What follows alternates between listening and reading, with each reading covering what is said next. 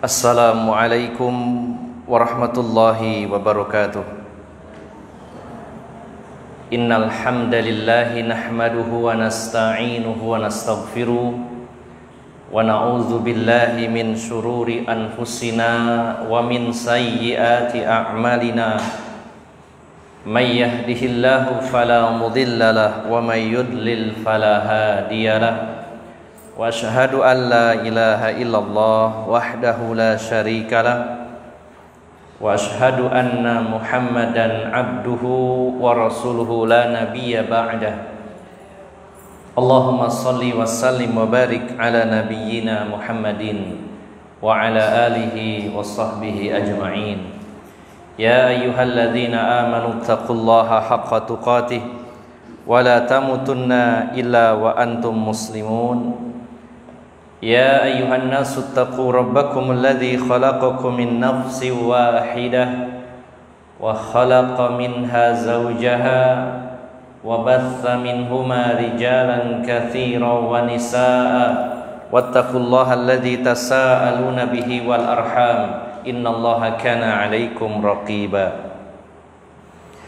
Ya ayyuhalladzina amanu taqullaha wa qulu qawlan sadida yuslih lakum a'malakum wa yaghfir lakum dzunubakum wa may yuti'illaha wa rasulahu faqad faza fawzan 'azima. Amma ba'd. Fa inna asdaqal hadithi kitabullah wa khairal hadyi hadyu Muhammadin sallallahu alaihi wasallam wa syarrul umuri muhdatsatuha fa inna kulla muhdatsatin bid'ah wa kulla bid'atin dhalalah wa kulla dhalalatin finnar.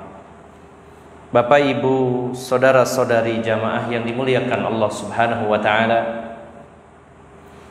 alhamdulillah kita sangat bersyukur kepada Allah Subhanahu wa taala pada malam hari ini berada di salah satu rumah Allah Subhanahu wa taala, tepatnya di Masjid PKBM Tarik Sidoarjo, dan juga tentunya di sebuah tempat yang dibarokahi oleh Allah Subhanahu wa taala, yang juga sebuah tempat yang dikerumuni oleh para malaikat-malaikat Allah Subhanahu wa taala, dan juga sebuah tempat yang merupakan salah satu di antara taman-taman surganya Allah Subhanahu wa taala. Bapak-bapak dan ibu-ibu, saudara-saudari yang dimuliakan Allah Subhanahu wa taala, kalau ada pertanyaan kepada diri kita, mungkin pertanyaan itu dari orang lain atau justru pertanyaan kepada diri kita sendiri, kenapa kita ini harus terus ngaji?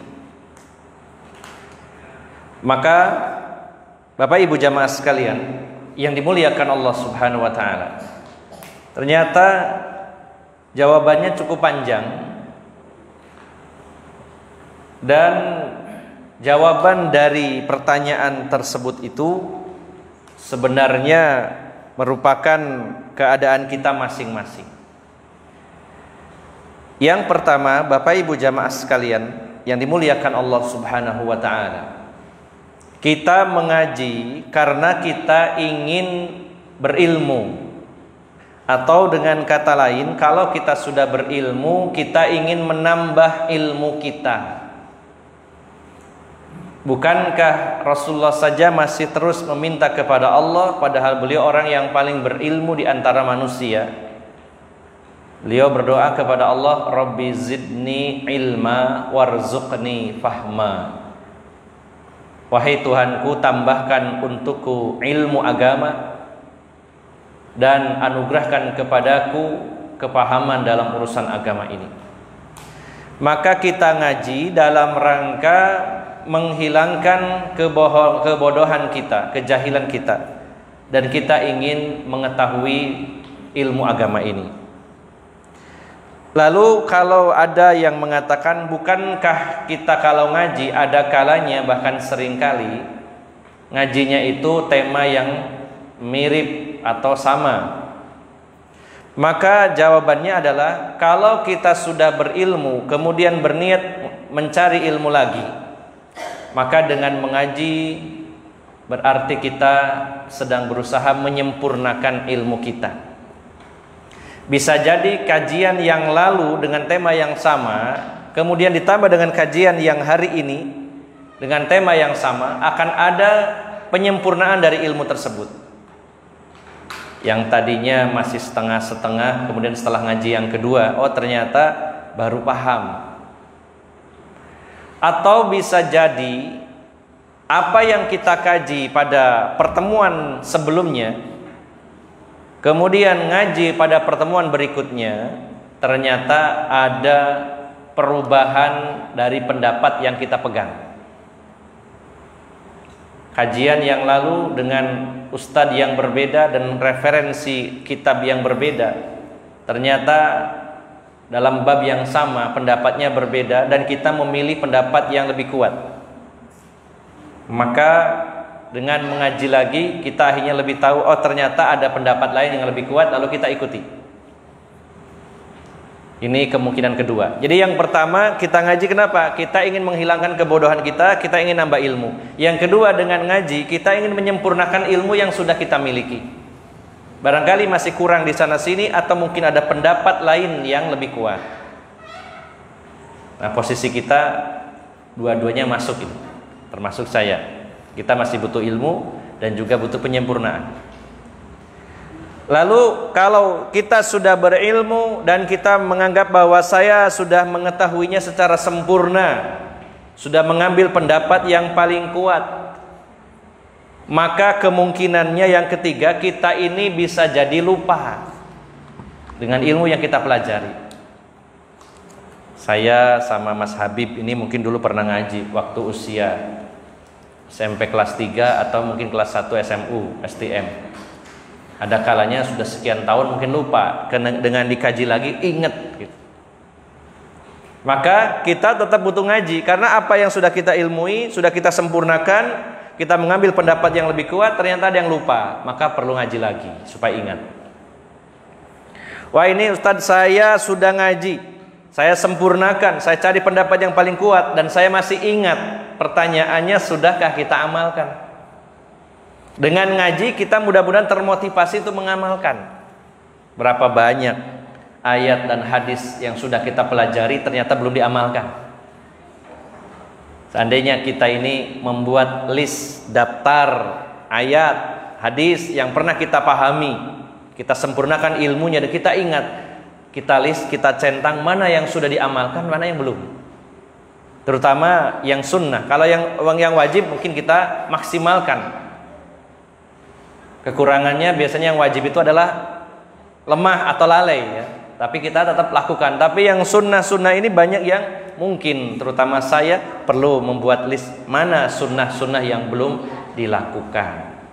Maka dengan ngaji mudah-mudahan termotivasi untuk mengamalkan ilmu. Lalu kalau sudah ngaji, ilmu bertambah, kita sempurnakan, mencari pendapat yang kuat dan masih ingat ilmu tersebut, lalu kita amalkan. Pertanyaannya, sudahkah kita dakwahkan kepada orang lain, minimal kepada keluarga, kepada istri, kepada anak-anak, kepada kerabat? Maka dengan ngaji mudah-mudahan kita terus termotivasi untuk berdakwah. Kalau sudah berilmu, ilmunya menambah terus, disempurnakan, nyari pendapat yang kuat dan selalu diingat ilmu tersebut, diamalkan, didakwahkan. Pertanyaannya, sudahkah kita istiqomah? Ini yang paling berat, Pak, istiqomah. Apakah jaminan kalau kita sudah mengikuti step-step tadi, sudah berilmu, ilmu jadi tambah, di-upgrade terus, kemudian dia ingat, diamalkan, didakwahkan, lalu ada jaminan setelah itu tidak usah ngaji, lalu bisa istiqomah? Tidak ada jaminan. Kalau kita tidak ngaji, bisa jadi beleyot, napa nggih? Beler, napa futur istilahnya ya, loyo kembali.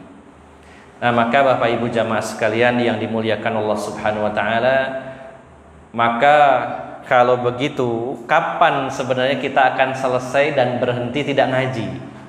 Kalau keadaannya seperti itu.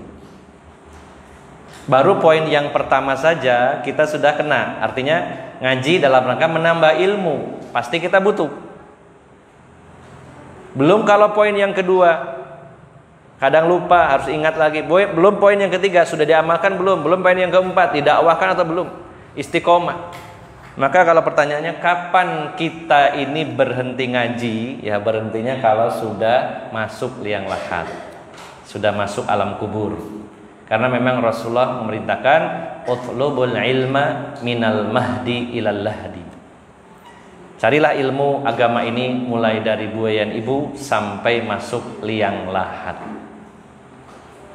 Jadi monggo silakan panjenengan kalau ingin libur ngaji, berhenti ngaji, berarti harus masuk liang lahat, tapi bukan memasukkan jenazah, kita yang jadi jenazah.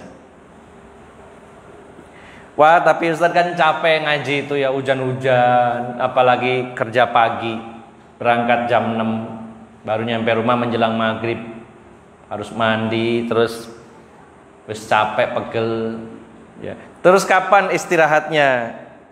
Nah, istirahatnya nanti kalau kaki kita sudah menginjak di tanah surga.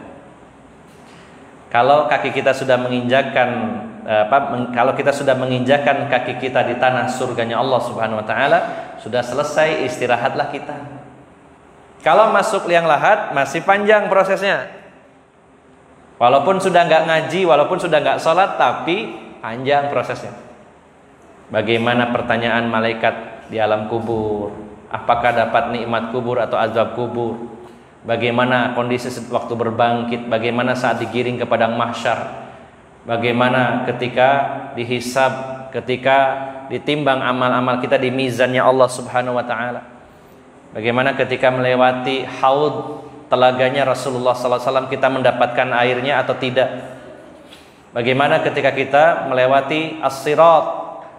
Bagaimana ketika kita melewati qintoroh, jembatan kedua setelah sirat?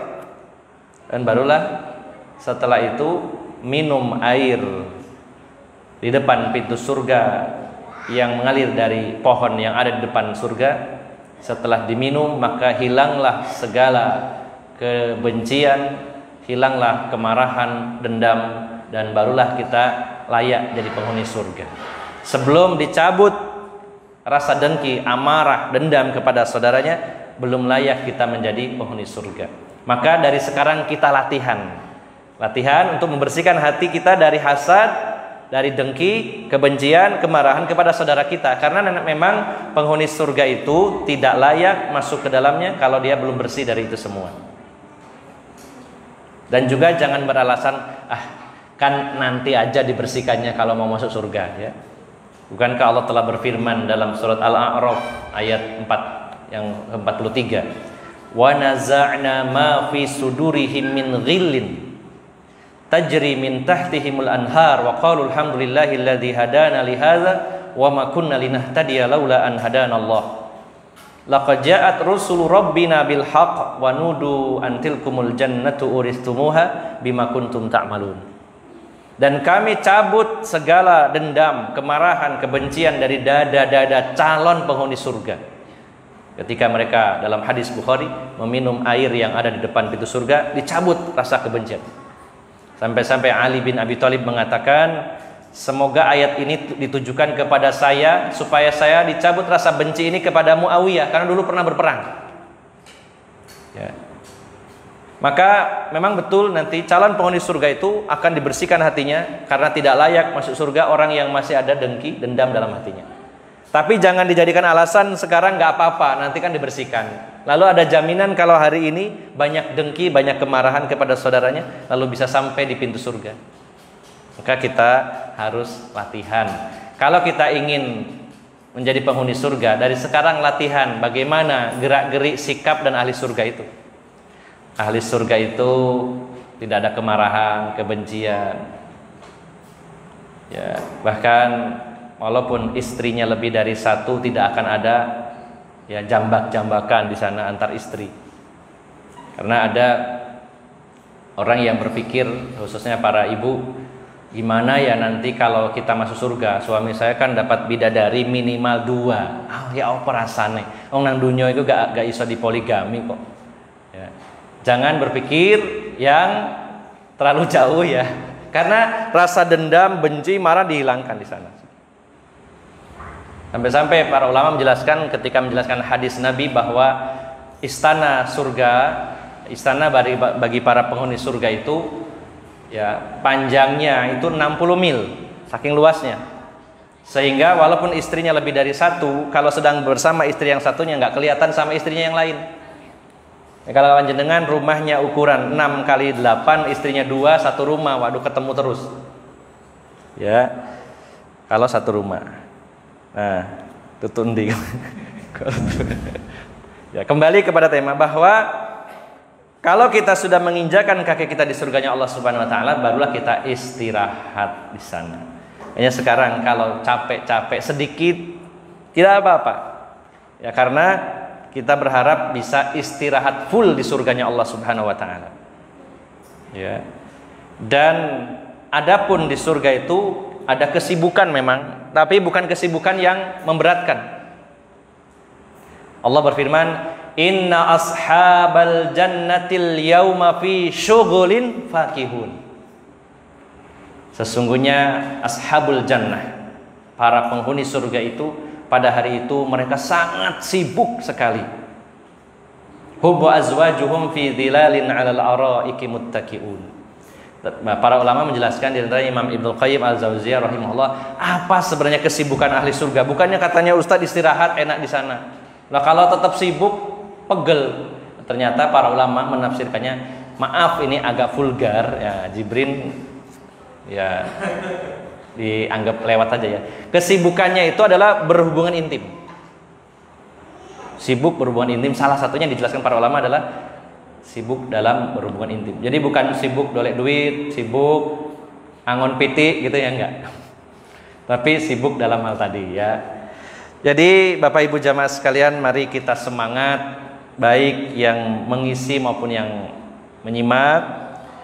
Kita bercapek-capek sedikit demi istirahat yang totalitas di dalam surganya Allah Subhanahu wa taala. Dan kesimpulannya adalah bahwa kita memang masih tetap butuh mengaji, karena di tahapan-tahapan tadi kita masuk semuanya. Oleh karena itu, terus kita belajar agamanya Allah Subhanahu wa taala ini. Termasuk ketika kita membahas tentang sirah nabawi, kita harus terus naik level. Dulu kita waktu TK, waktu SD, pastinya kita sudah banyak mendapatkan kisah tentang Rasulullah SAW dari mulai TK. Siapa Rasulullah, lahirnya kapan, pada tahun gajah, ibunya Siti Aminah, sampai gitu saya ingat waktu kecil ada Sitinya gitu ya. Ayahnya Abdullah, bahkan waktu saya SD itu sampai dilakukan ada nazomnya gitu. Lahir di Mekah pada tahun gajah, ibunya bernama Aminah, ayahnya Abdullah. Nah, itu ada lagunya gitu. Dari kecil kita sudah membahas tentang sirah Nabi ya. Tapi itu level yang terendah, hanya mendengarkan, dan gurunya pun sering kalinya tanpa referensi yang jelas. Lalu setelah itu kita naikkan level kita saat kita mengenal sunnah Nabi SAW.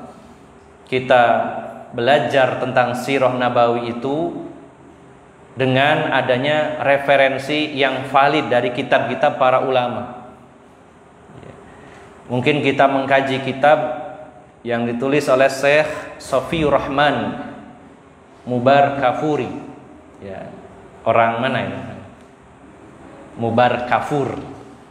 Ada kafur-kafurnya itu bukan orang Terenggalek ya, banyak atau Tuban ya, tapi orang India.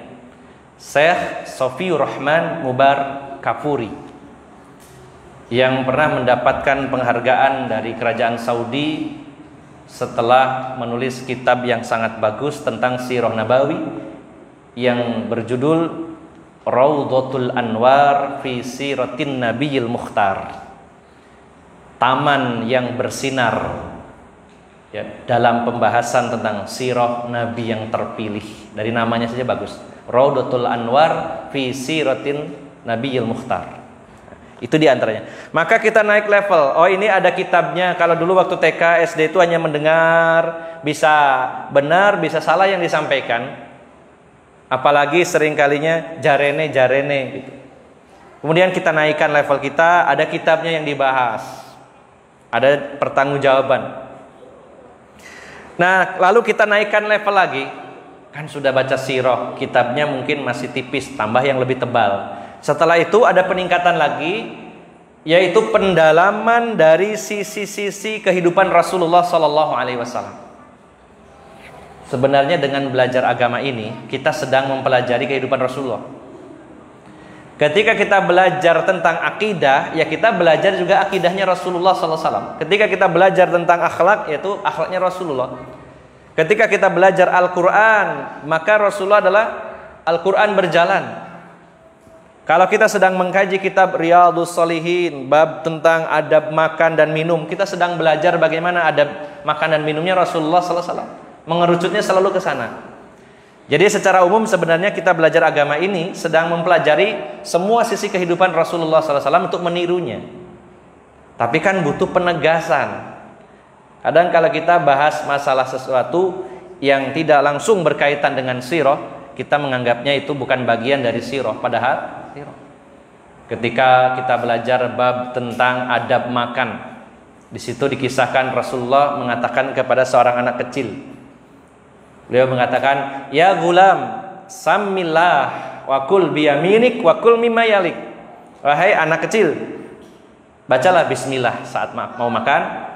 Kemudian makanlah dengan tangan kanan dan makanlah yang dekat dengan dirimu. Saat itu kita sedang membahas tentang sirah Nabi ketika beliau berinteraksi dengan seorang anak kecil saat makan. Itu baru satu hadis. Berapa ribu hadis kita pelajari sejak dulu. Itu sedang mempelajari sirah juga sebenarnya. Tapi butuh penegasan bahwa kita sedang belajar sirah di situ. Maka setelah kecil kita mendapatkan pelajaran di sekolah, di madrasah secara global, kemudian kita naikkan level belajar di kitabnya para ulama. Level berikutnya adalah kita belajar sirah Nabawi dari semua sisi kehidupan Rasulullah secara detail.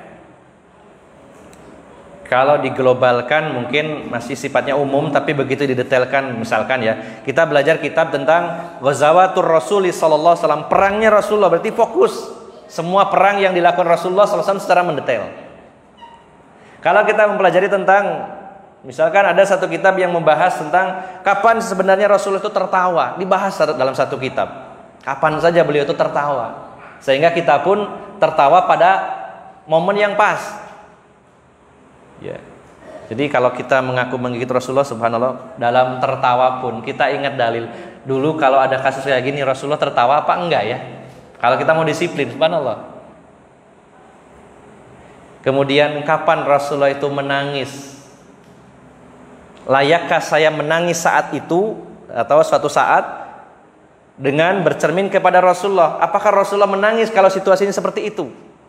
Kapan Rasulullah itu tertawa, menangis, kapan gembira, kapan bersedih, kapan marah?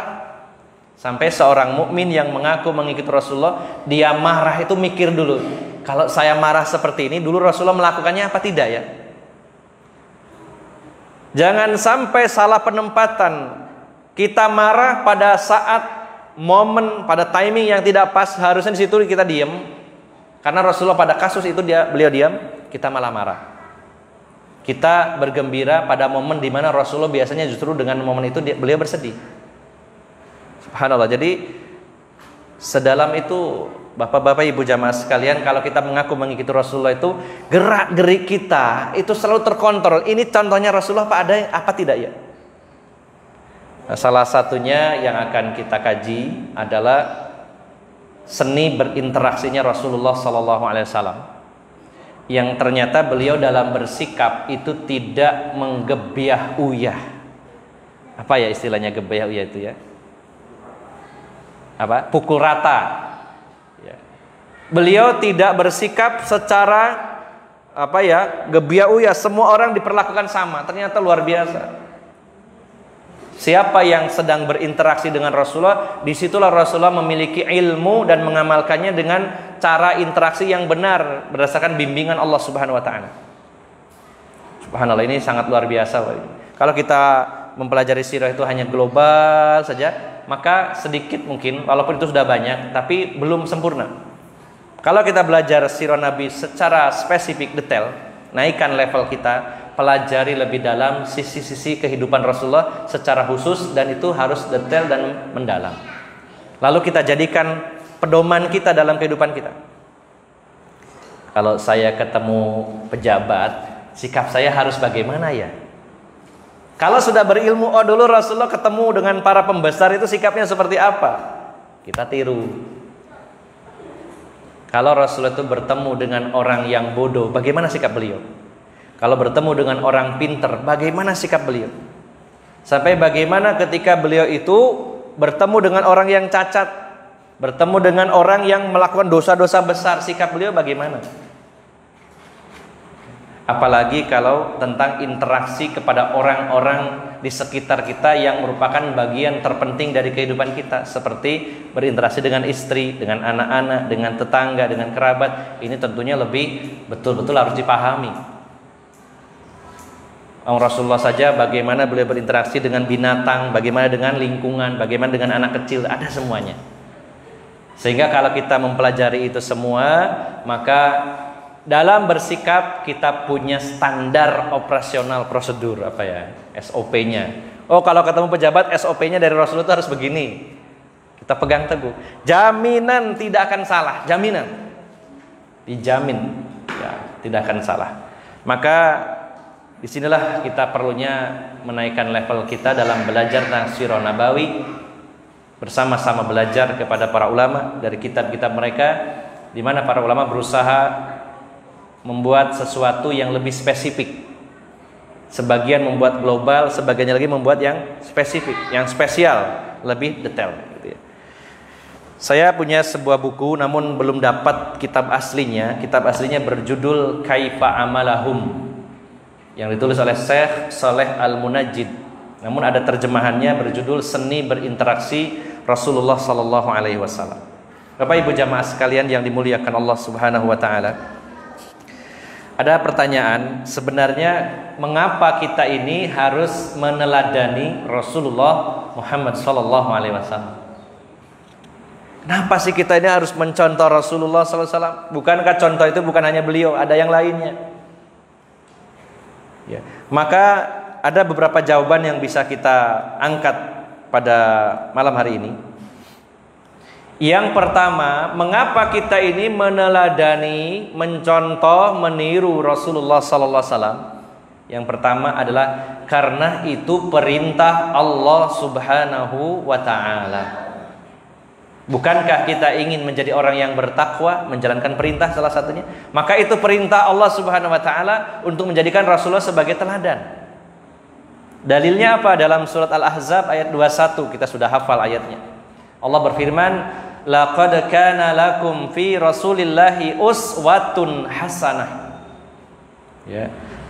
Liman kana yarjullaha wal yawmal akhir wa dzakarallaha katsira. Allah sendiri yang menegaskan. Disinilah pentingnya kita angen-angen makna dari Al-Quran. Jangan dilewatkan begitu saja ya. Kalau bisa waktu-waktu luang kita itu angen-angen ayat, walaupun kita sedang di jalan naik motor, yang penting konsentrasi, jangan sampai nabrak ya. Gunakan waktu luang itu dengan banyak hal yang positif sebenarnya.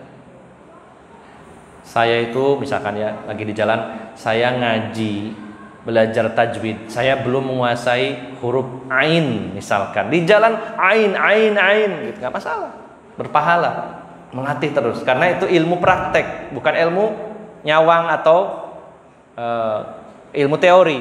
Oh ain, nggak bisa kalau dibayangin, harus diucapkan terus, terus begitu.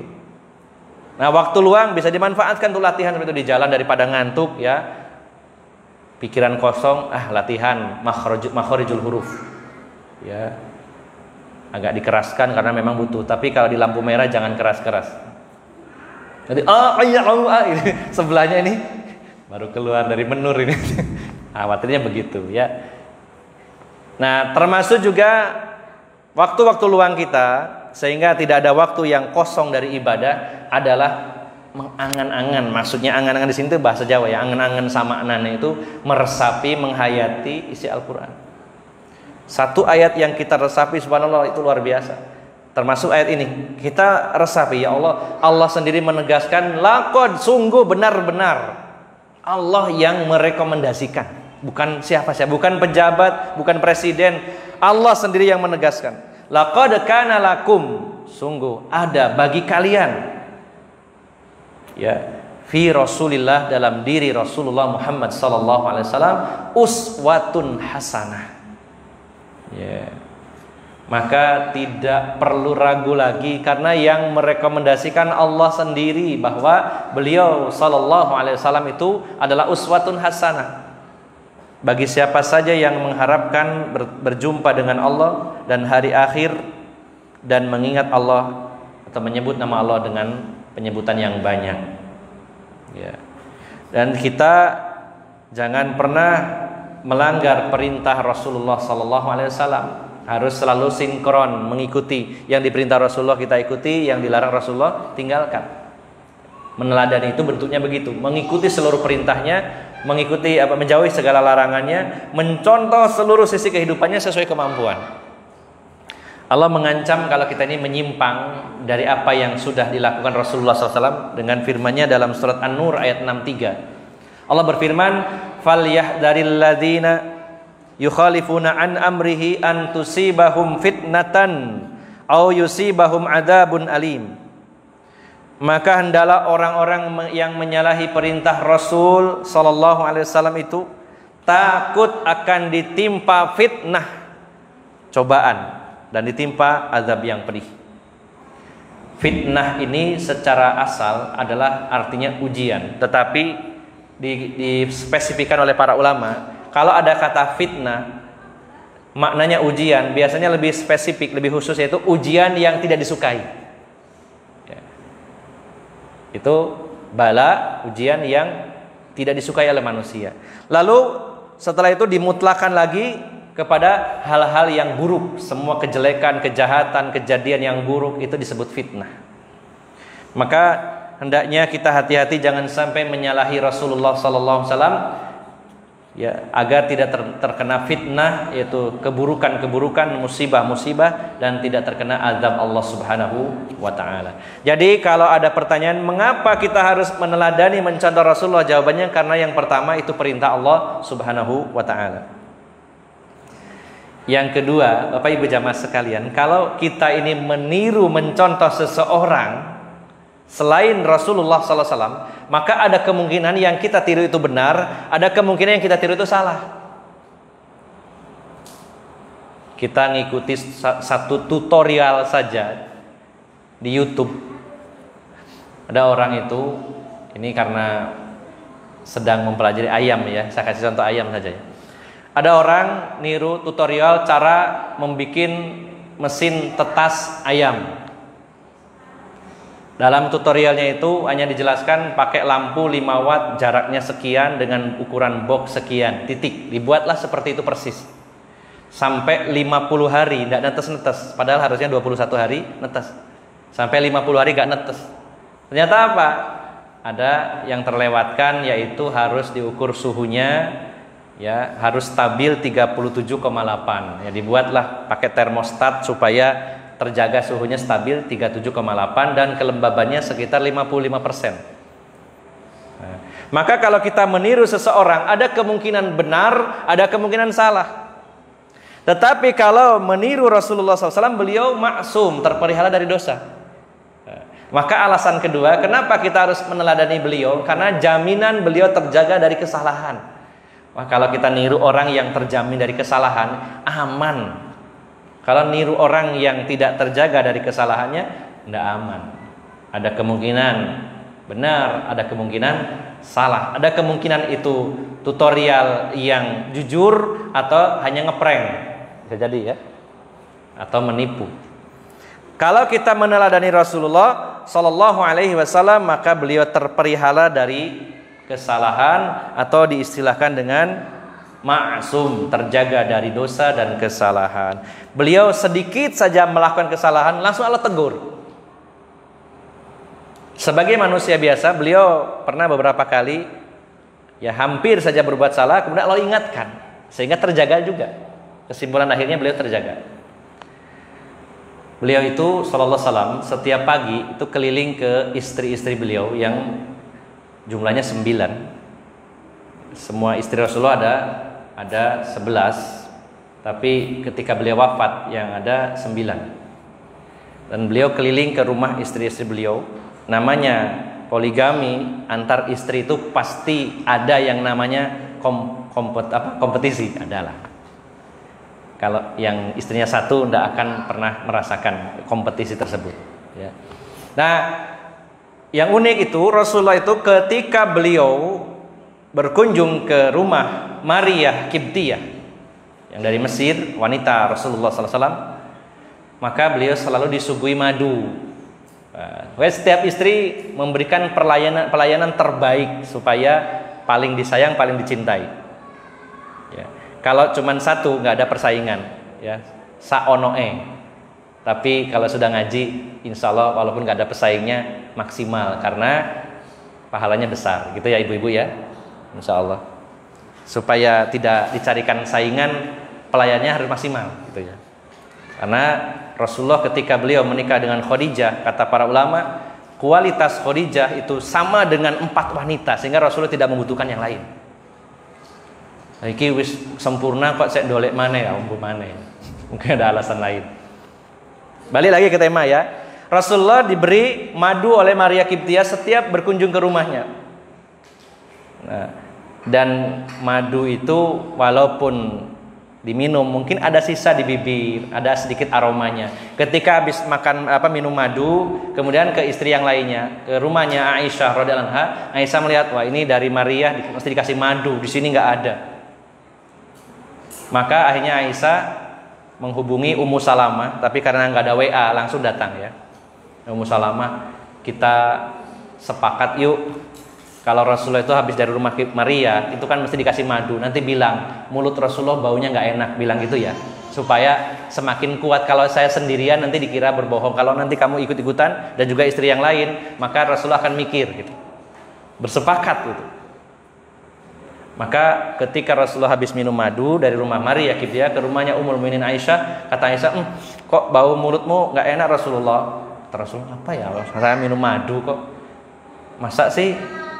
Rasulullah ke rumahnya Ummu Salamah, kata Ummu Salamah, iya bau mulutnya engkau Rasulullah. Wah, jangan-jangan karena madu.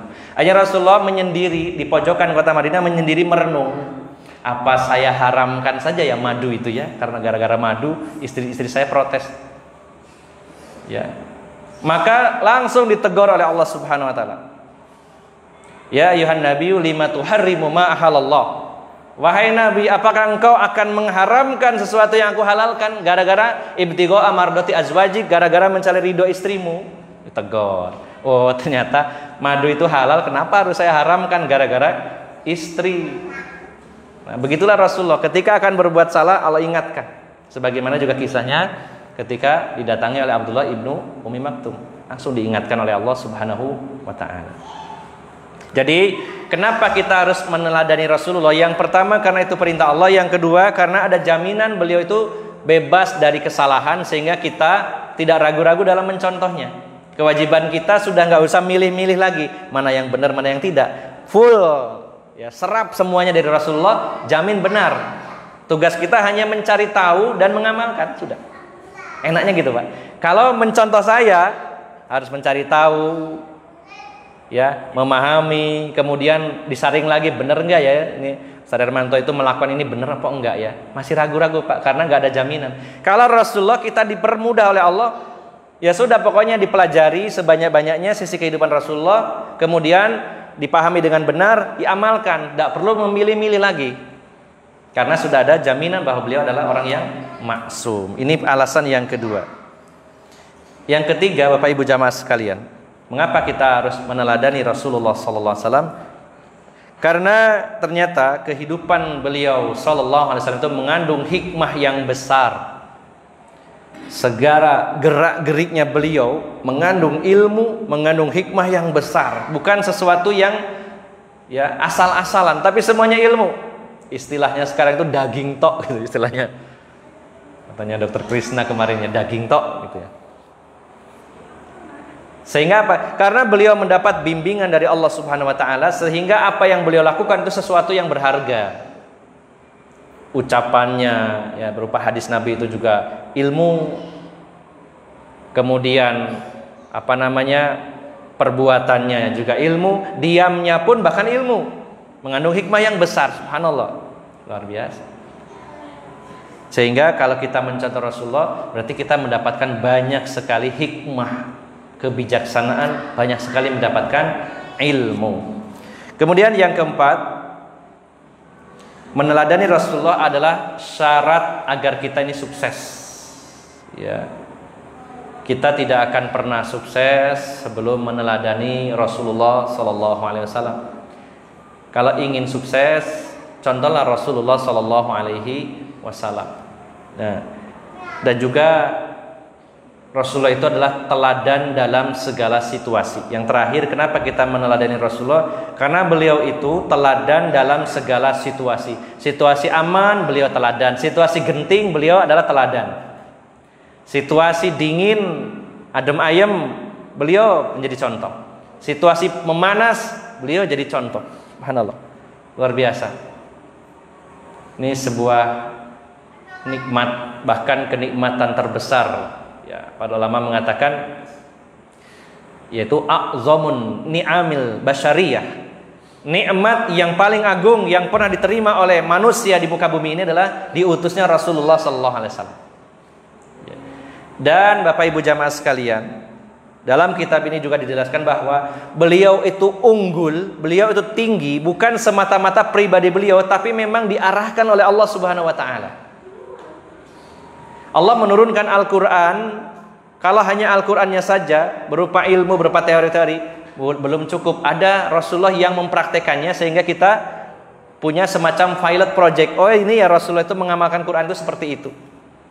Sempurnalah ajaran yang disampaikan dari Allah Subhanahu wa taala berupa wahyu dengan Al-Quran, dan adanya dikuatkan dengan diutusnya Rasulullah sallallahu alaihi wasallam. Maka Bapak Ibu jamaah sekalian, pada sesi pertama ini poin yang bisa kita petik bahwa mengapa kita harus meneladani Rasulullah. Yang pertama karena itu perintah Allah, yang kedua karena meniru beliau ada jaminan keamanan, jaminan mutu, ya, tidak akan salah karena beliau maksum. Yang ketiga, seluruh sisi kehidupan Rasulullah itu mengandung hikmah, ilmu yang sangat mendalam.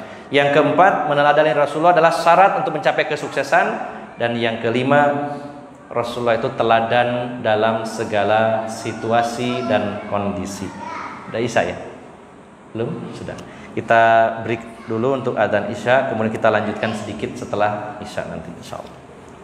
Aqulu qouli hadza wa astaghfirullah li wa lakum.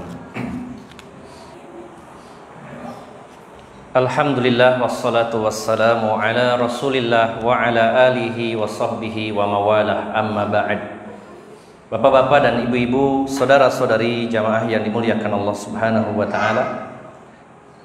Sebelum kita lebih jauh membahas tentang seni berinteraksi Rasulullah sallallahu alaihi wasallam, maka sebagai simulasi atau cuplikan dari tentang bagaimana secara detail interaksinya Rasulullah SAW dengan berbagai kalangan, maka ada beberapa aspek-aspek yang harus kita perhatikan dalam meneladani Rasulullah SAW.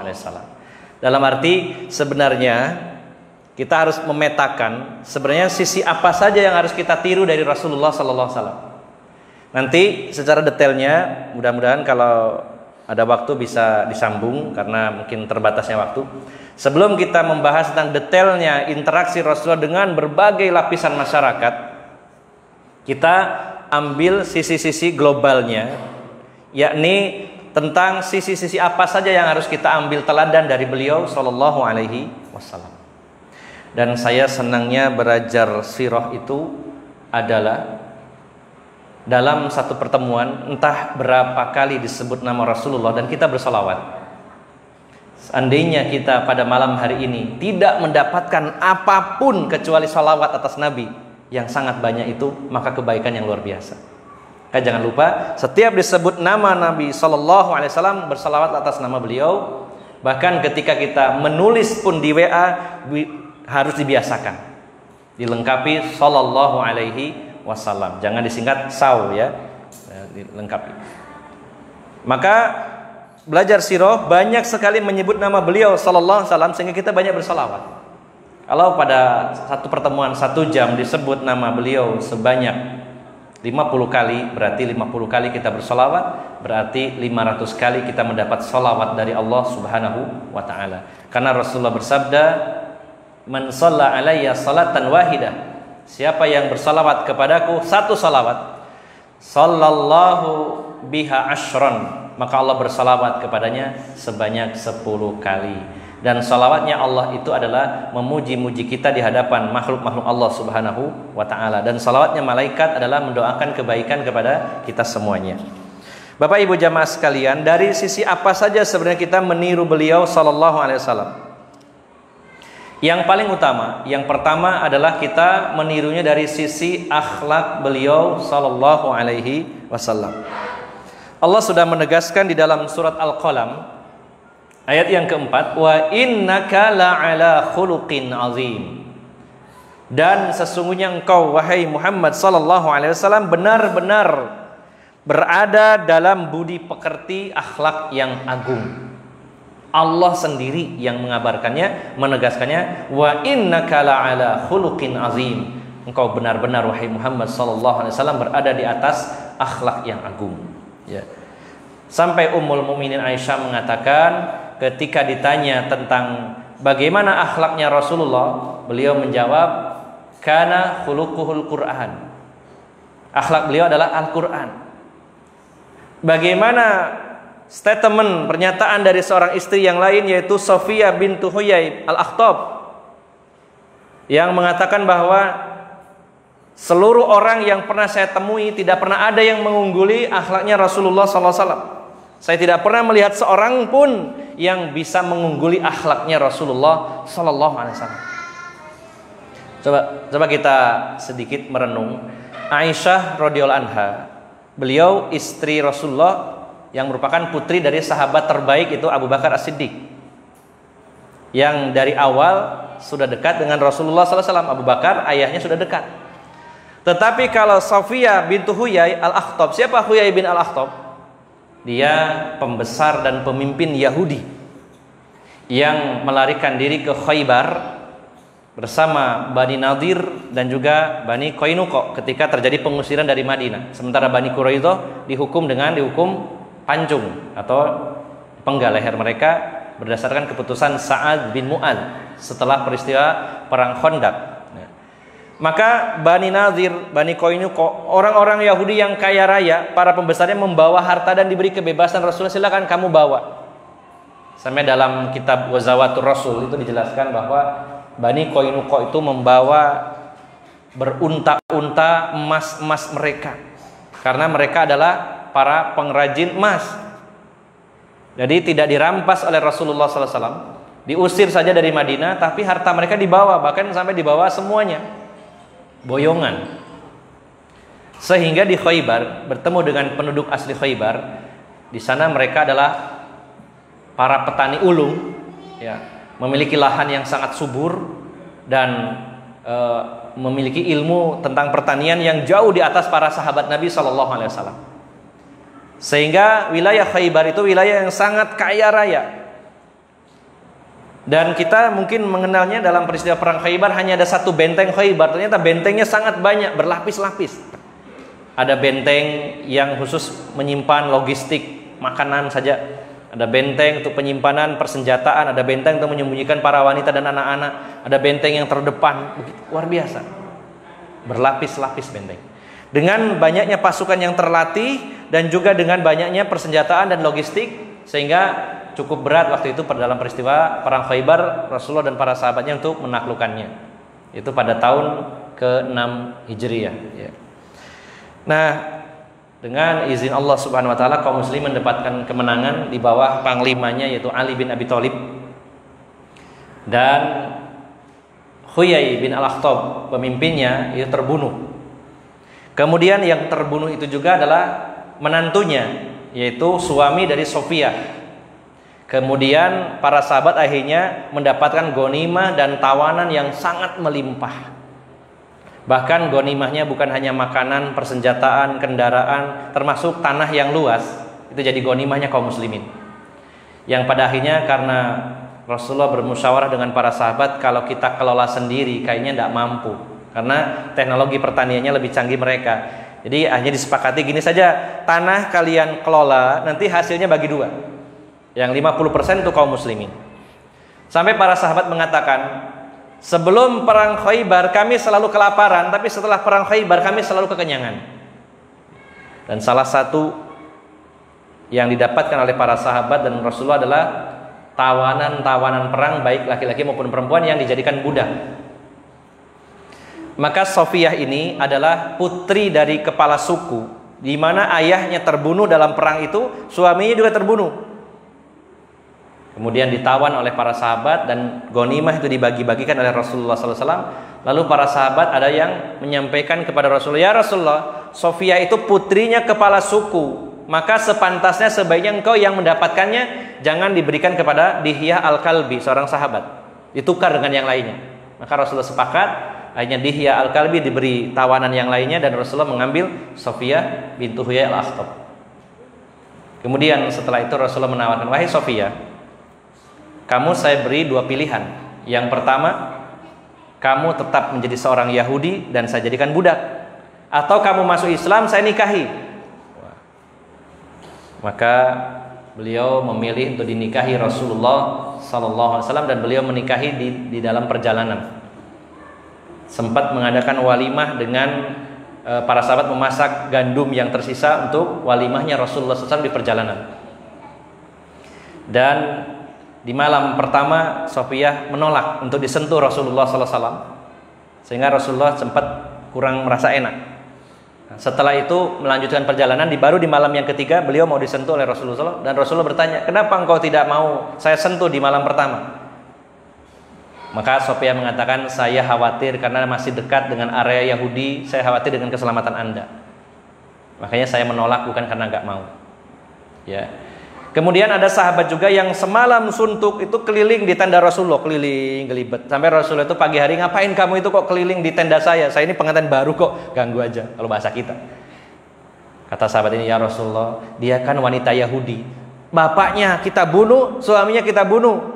Sekarang jadi istri engkau di dalam tenda, saya khawatir keselamatan engkau, saya jaga engkau semalam suntuk, kalau ada terjadi apa-apa. Wah, kata Rasulullah, biasa ya, saya jadi mantan baru, kamu jaga di luar. Luar biasa. Dipuji oleh Rasulullah SAW, didoakan oleh Rasulullah SAW. Maka perjalanan pulang itu yang luar biasa. Ketika ya Sofiyah ini secara postur kurang tinggi. Ketika akan naik ke untanya, maka Rasulullah berlutut, memberikan paha beliau berlutut begini, dan Sofiyah menginjak pahanya Rasulullah untuk naik ke unta. Usianya berapa Rasulullah itu? 50 sekian. Tapi begitu perhatiannya kepada istrinya, walaupun baru pertama.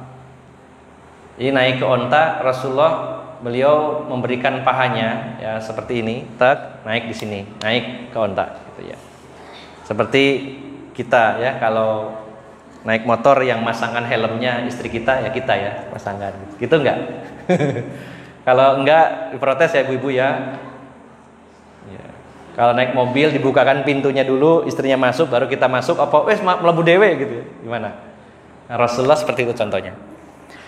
Dan ketika Sofiyah ini ngantuk di perjalanan, biasanya kalau istri itu dibonceng di belakang, itu kan ngantuan Pak ya, ngantuan.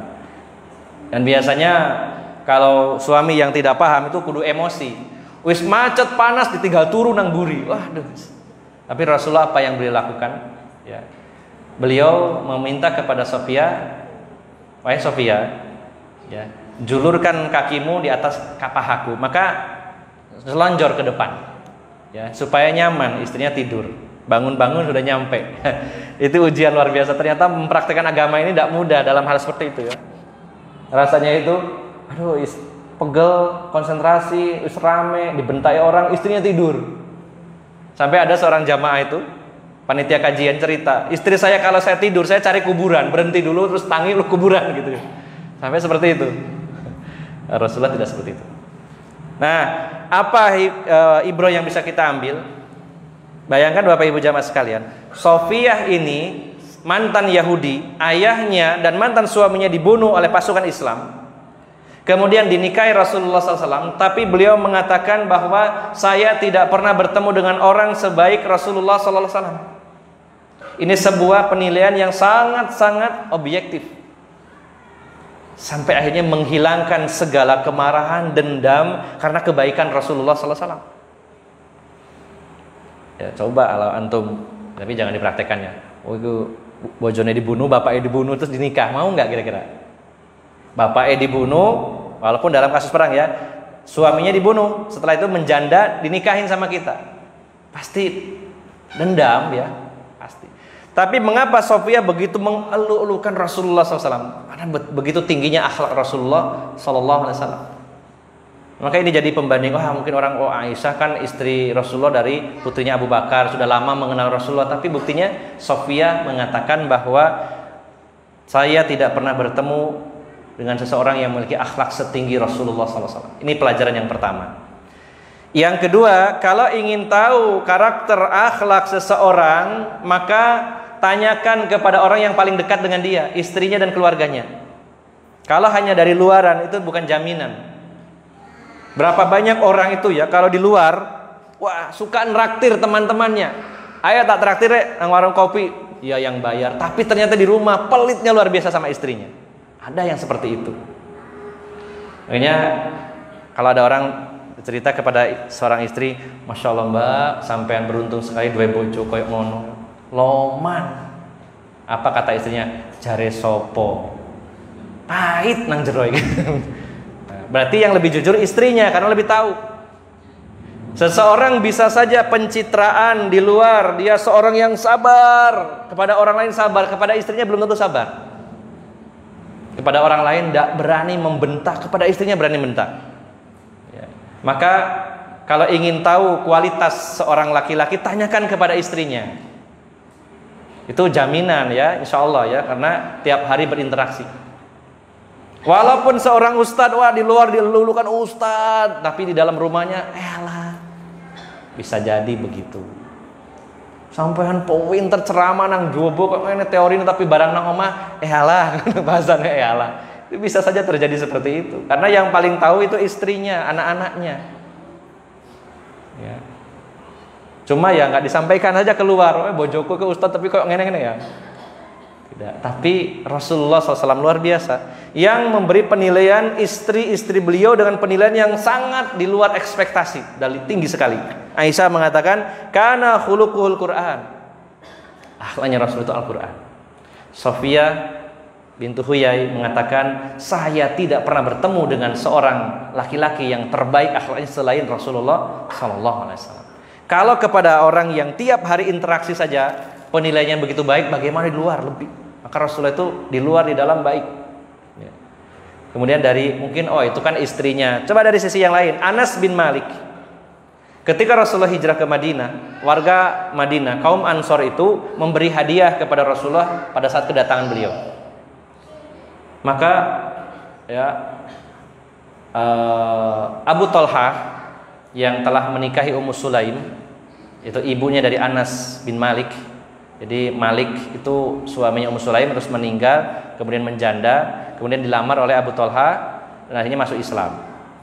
Maka Abu Talha membawa Anas bin Malik ini. Ini jelaskan dalam Sahih Bukhari, di dalam kitab Sahih Al-Adabul Mufrad, bagaimana perlakuan baiknya Rasulullah kepada para pembantu. Abu Talha mengatakan, "Ya Rasulullah, saya mau ngasih hadiah, yaitu seorang anak yang cerdas, cekatan, akas." Ini Anas bin Malik, usianya 10 tahun. Jadikanlah dia sebagai khodim engkau wahai Rasulullah. Usia beliau 10 tahun. Maka kata Anas bin Malik, saya menjadi pembantu Rasulullah SAW, baik saat beliau di Madinah maupun saat safar. Saya jadi asisten beliau. Apa keperluan beliau saya penuhi selama 10 tahun. Riwayat lain mengatakan 9 tahun. Dan selama 10 tahun saya tidak pernah dibentak sama sekali. Sekali saja belum. Dan selama 10 tahun saya belum pernah ketika melakukan sesuatu ditanyakan kenapa kamu melakukan itu. Dan tidak pernah juga ketika saya meninggalkan sesuatu lalu Rasulullah bertanya kenapa kamu kok meninggalkan itu. Tidak pernah sama sekali. Ini saksi hidup yaitu Anas bin Malik. Dan Anas bin Malik termasuk sahabat yang didoakan Rasulullah SAW atas permintaan Ummu Sulaim. Ya Rasulullah, doakan pembantu kecilmu ini. Maka apa doanya Rasulullah? Allahumma aktsir malahu wa waladahu wa barik lahu. Ya Allah, perbanyaklah hartanya Anas bin Malik, kemudian perbanyak anaknya dan berikan barokah. Maka Anas bin Malik ini termasuk sahabat Ansor yang paling kaya, yang terkaya atas dengan sebab doa Rasulullah SAW. Dan juga usianya 103 tahun menurut satu riwayat. Kemudian beliau punya 85 anak. Cuman saya tidak tahu itu satu embok ibu atau tidak tahu. Tidak perlu dibahas. Itu 85 ibu Epiro ya. Nggak ngerti, saya juga nggak tahu ya. Coba dicari sendiri lah, itu tidak perlu saya. Yang penting doanya Rasulullah, aksir malahu wa waladahu. Perbanyak hartanya anaknya. Anaknya 85. Kalau kali panjenengannya 5 wis lenger-lenger ya 5. Piye sekolah iki ya. 85 kaya raya panjang umur. Itu Anas bin Malik. Sehingga menceritakan kepada kita bagaimana akhlak Rasulullah sallallahu alaihi wasallam. Nah, sebenarnya banyak aspek-aspek yang lainnya. Ini hanya sebagian dari aspek-aspek. Di antaranya juga satu lagi mungkin. Itu tentang keberanian Rasulullah sallallahu alaihi wasallam. Ya. Kita sering membayangkan mungkin dulu sebelum mengaji mempelajari Rasulullah itu seorang pemimpin, seorang raja katakanlah, seorang tokoh, pasti pengawal-pengawalnya akan selalu melindungi beliau dalam setiap peperangan. Beliau mungkin di belakang atau dilindungi. Ternyata enggak. Ya. Jadi ada sebuah hadis yang diriwayatkan dari Imam Ahmad dari Ali bin Abi Thalib. Kita tahu bahwa Ali bin Abi Thalib itu salah satu pendekarnya para sahabat. Ya. Beliau punya kemahiran yang luar biasa, kekuatan yang luar biasa. Tapi beliau bercerita, ya, selama perang Badar kami selalu mencari perlindungan dan pertolongan Rasulullah SAW. Jadi kalau dalam peristiwa perang Badar, kami itu berlindung di balik badan Rasulullah SAW. Para sahabat itu berani, tapi Rasulullah lebih berani. Beliau yang terdepan. Ya. Kemudian juga Bara' bin Azib, ya, menceritakan, dan juga sahabat Anas bin Malik juga begitu. Dalam peristiwa genting peperangan, ya, kata Bara' bin Azib, beliau mengatakan bahwa dalam setiap peristiwa yang genting kami selalu berlindung di balik badan Rasulullah SAW. Termasuk dalam peristiwa perang Hunain ketika berhadapan dengan suku Hawazin. Saat itu Rasulullah membawa atau menunggangi bigol. Ya, bigol itu apa ya? Hasil pergaulan bebas antara kuda dengan keledai, apa ya namanya ya? Pawin silang gitu ya.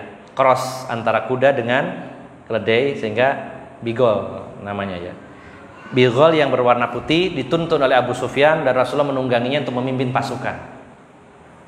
Nah, pada peristiwa perang Hunain berhadapan dengan suku Hawazin itu pada tanggal 5 Syawal tahun ke-8 Hijriah. Jadi setelah Fathu Mekah itu tanggal 20 Ramadan. Rasulullah berangkat tanggal 10 Ramadan tahun 8, baru sampai di Mekah tanggal 20 Ramadan, 10 hari perjalanan bersama 10.000 pasukan. Tanggal 20 Mekah takluk, dan selama 15 hari jumlah pasukan Rasulullah bertambah menjadi 2.000, jadi 12.000. Dari 10.000 menjadi 12.000. Dan di sana banyak orang-orang yang belum mengenal tauhid, pokoknya melo perang. Makanya dalam peristiwa perang Hunain ada peristiwa tentang Zatu Anwat, ya. Selesai perang Hunain, ada satu pohon di mana orang-orang musyrik itu menggantungkan senjata mereka, pedang, panah, tombak digantungkan supaya diiseni gitu maksudnya. Maka sebagian pasukan muslim ada yang bertanya, "Ya Rasulullah, buatkan untuk kami Zatu Anwat sebagaimana mereka punya Zatu Anwat." Maka Rasulullah mengatakan perkataan kalian mirip perkataan Bani Israel kepada Nabi Musa, wahai Musa, jadikan untuk kami sesembahan sebagaimana mereka punya sesembahan. Pertanyaannya, kenapa para sahabat kok bertanya begitu? Bukankah mereka sahabat Nabi yang sudah mengenal tauhid? Ternyata itu pasukan yang baru 15 hari masuk Islam. Sehingga jangan ada alasan, ayo mas perang mas, oh, saya belum ngerti tauhid ya. Jadi tidak disyaratkan, oh ini ngerti tauhid, jadi ajarkan sambil perjalanan. Tidak menjadikan syarat bahwa kalau orang itu agamanya belum mendalam, gak usah melok terjun ya. Karena ada pembimbingnya Rasulullah, ada pasukan yang lebih besar yang sudah paham. Ya kecuali kalau semua pasukan itu belum paham semua, jadinya ngawur gitu ya, bahaya. Kalau ini enggak, 10.000 sahabat Nabi yang dari Madinah, dan tentunya banyak di antara mereka para sahabat senior, ada Rasulullah SAW, kemudian baru tambah 2.000 orang. Maka dalam peristiwa perang Hunain itu, ketika pasukan Rasulullah yang berjumlah 12.000 dan merasa takjub dengan jumlah pasukan yang banyak, sampai Allah mengingatkan wa yauma Hunain, ingat pada peristiwa perang Hunain, id a'jabatkum kasratukum, ketika kalian itu takjub dengan jumlah kalian, fala tughni ankum minallahi syai'a, dan pasukan yang banyak itu tidak berguna sama sekali di sisi Allah Subhanahu wa taala. Dipanah dari dua sisi dari bukit ya. Ketika melewati celah sempit, kalau celah sempit otomatis pasukannya juga sedikit-sedikit masuknya ya, terkepung, maka dihujani dengan anak panah, dan suku Hawazin itu para pemanah yang mahir, sehingga para sahabat itu kocar-kacir, sempat mundur. Nah, ternyata yang tetap tinggal itu adalah Rasulullah Sallallahu Alaihi Wasallam dan juga sebagian kecil sahabat. Hanya itu, termasuk Abbas ya bin Abdul Muthalib yang teriak, Rasulullah nggak belayu, ayo sampean balik, kabeh balik. Bahasa kita, jangan ngisi-ngisi rek, Rasulullah nggak lari kok kalian lari. Rasulullah itu berani sekali, ya, sangat pemberani. Kayaknya sekarang kita juga harus, kalau yang mengaku saya mengikuti Rasulullah harus berani. Apalagi ustadznya harus berani. Kalau ustadznya saja nggak punya nyali, jamaahnya lebih nggak bernyali. Jangan salahkan jamaahnya. Sudah sabar, nggak usah dilawan. Ya jamaahnya nurut, ya. Kalau masjid dibakar, ya diam saja di rumah. Kalau dikejar di rumah, larilah kalian, tunggang langgang gitu ya. Sampai seperti itu ada fatwa dari seorang ustadz itu. Masa masjid dibakar, diamlah di rumah. Kalau diserang ke rumah, larilah. Subhanallah. Ini salah satu aspek kehidupan Rasulullah. Beliau berani, yang penting berani yang terukur sesuai kemampuan. Dan juga ketika ada satu kejadian, ada suara yang keras di kota Madinah. Sebagian riwayat mengatakan ada sekumpulan perampok, tapi ada riwayat lain mengatakan terjadi gempa. Di tengah malam ada suara di kota Madinah, maka para sahabat berhamburan keluar menuju rumah Rasulullah. Maunya itu kan nunggu komando gitu. Jadi tidak bergerak sendiri, begitu ada suara gerak langsung ke rumah Rasulullah, menunggu di depan pintu rumah Rasulullah. Nunggu komando. Ternyata dari kejauhan ada orang yang nunggang kuda. Ternyata Rasulullah SAW menunggang kudanya Abu Talhah tanpa pelana dan mengalungkan pedang di leher beliau SAW. Dan beliau mengatakan sudah aman, terkendali. Ya. Lalu Rasulullah memuji, ini kuda luar biasa, seperti ombak laut larinya. Jadi lebih duluan beliau, sebelum orang lain beliau sudah duluan. Ya. Maka kalau kita mengaku mencontoh Rasulullah SAW, contohlah dalam sisi akhlak dan juga dari sisi yang lain, dari sisi keberanian. Dan masih banyak sisi-sisi yang lainnya dalam bagaimana dalam kerendahan hati beliau, bagaimana dalam kasih sayang beliau, bagaimana kedermawanan beliau, bagaimana kezuhudan beliau ya. Kemudian juga bagaimana taubatnya Rasulullah SAW. Dan bagaimana ibadahnya Rasulullah SAW, bagaimana zikirnya, bagaimana beliau itu dalam ibadah hajinya dan sebagainya. Itu adalah aspek-aspek yang harus kita perhatikan sebelum nanti kita membahas tentang bagaimana sebenarnya interaksi Rasulullah itu dengan berbagai macam lapisan masyarakat. Maka pada malam hari ini baru prolog saja, dan mudah-mudahan masih ada kesempatan lagi untuk bersama-sama kita membahas tentang sirah nabawi dari sisi-sisi yang lebih khusus, yaitu cara-cara interaksi atau seni interaksi Rasulullah SAW dengan berbagai kalangan yang mudah-mudahan kita bisa pahami dan bisa kita tiru dan kita amalkan. Demikian Bapak Ibu jamaah sekalian yang dimuliakan Allah Subhanahu wa taala. Semoga bermanfaat dan mohon maaf atas segala kekurangan. Aqulu qauli hadza wa astaghfirullah li wa lakum wa akhiru da'wana anil hamdulillahi rabbil alamin. Wassalamualaikum warahmatullahi wabarakatuh.